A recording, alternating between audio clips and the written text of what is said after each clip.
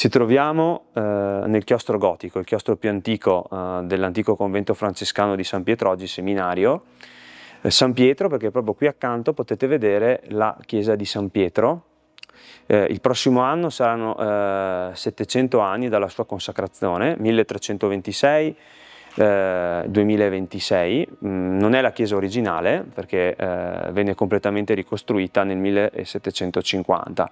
A ricordo si può vedere al primo piano, a lato diciamo della chiesa, la cosiddetta cappella gotica, riconoscibili dalle finestre trilobate, che sono un piccolo assaggio di come doveva essere questa chiesa gotica medievale, molto affascinante. In questo luogo di cultura hanno vissuto tanti importanti membri dell'ordine francescano, due importantissimi. Il primo è Urbano Bolzanio, precettore di Leone X Medici, il figlio di Lorenzo il Magnifico, o Francesco Bolzanio, che dorme il sonno eterno su 3 libri, perché qui era presente una importantissima biblioteca francescana oggi dispersa.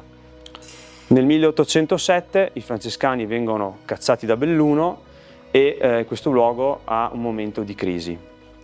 Negli anni 30 poi del XIX secolo la struttura viene riaperta come seminario e viene intitolato proprio a Gregorio XVI e a San Gregorio Magno, il seminario gregoriano.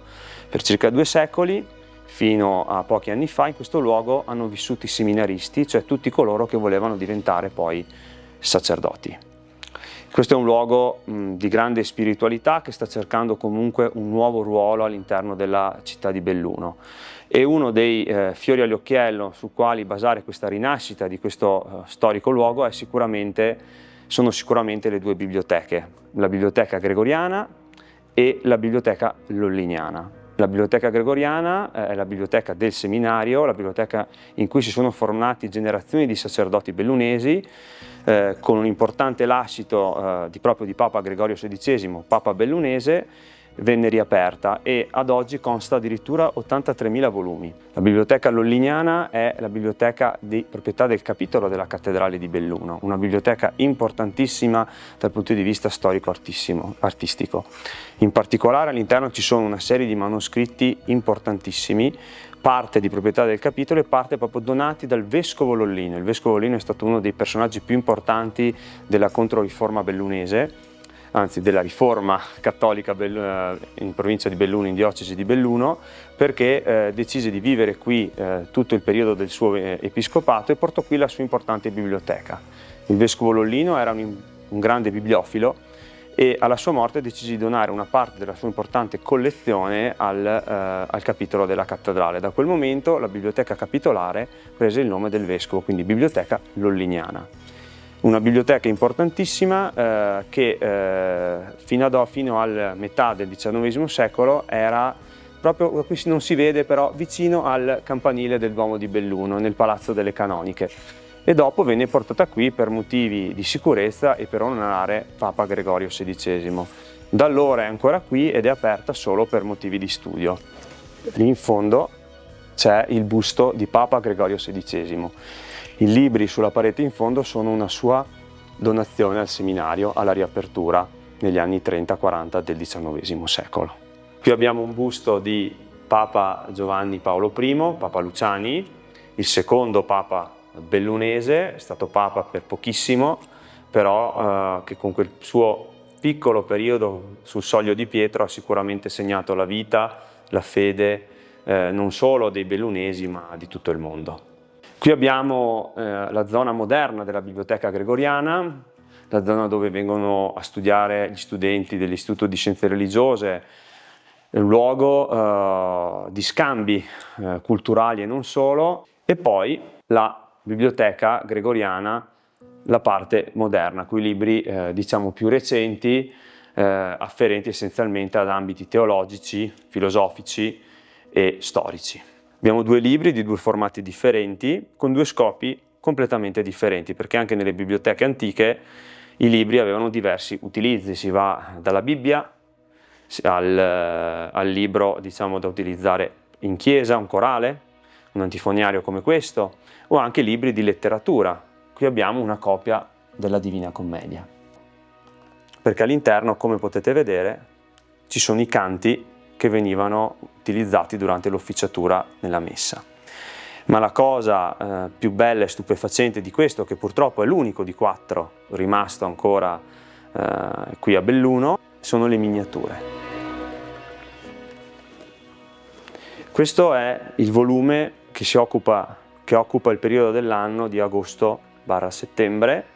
Qui potete vedere una miniatura in filigrana d'oro, abbiamo l'immagine della morte della Vergine e la sua anima che viene accettata da Cristo in cielo. Erano così grandi proprio perché dovevano essere visti da distante. Le miniature, secondo studi recenti, dovrebbero essere afferenti a una importante officina di miniature di Venezia, che non si sa se il codice sia stato prodotto a Venezia e poi successivamente portato a Belluno, se questo famoso miniatore del gruppo di Guerino da Forlì fosse venuto in realtà qui a Belluno a concludere il lavoro.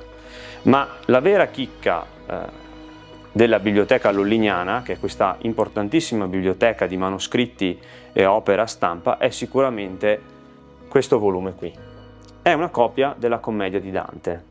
Voi potete dire, della Commedia di Dante ce ne sono tantissime copie. Ecco, questa è una copia molto particolare, è una delle cosiddette copie dei Danti del Cento. Sono queste 100 copie che, secondo la tradizione, furono fatte produrre da Francesco di Sernardo da Barberino per la dote della figlia. Questa copia non si sa quando sia arrivata a Belluno, ma sicuramente fu tra le copie utilizzate, anche se non la copia che viene utilizzata nel 1472 per la prima copia stampa della Commedia. Infatti si possono trovare a livello filologico gli stessi errori tra il manoscritto e la copia a stampa. Quindi ci troviamo davanti a un'opera prodotta circa intorno al 1340, quindi pochi anni dopo la morte del sommo poeta.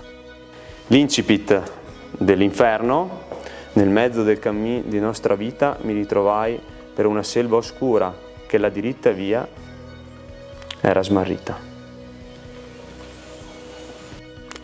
Per far capire quanto poteva valere un prodotto di questo tipo, vi faccio notare un'altra cosa molto importante. Con il restauro si può anche vedere lo schema, diciamo, di struttura della pagina.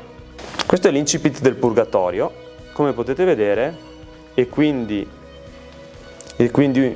uscimmo a rivedere le stelle e inizia subito il Purgatorio. Non si poteva perdere neanche mezza pagina, perché comunque avevano un valore inestimabile.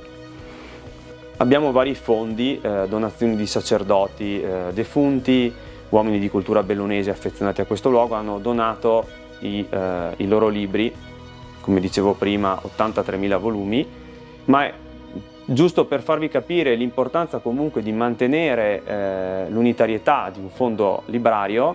Vi cito quello che potete vedere qui davanti a voi, che è il fondo del Vescovo Savio.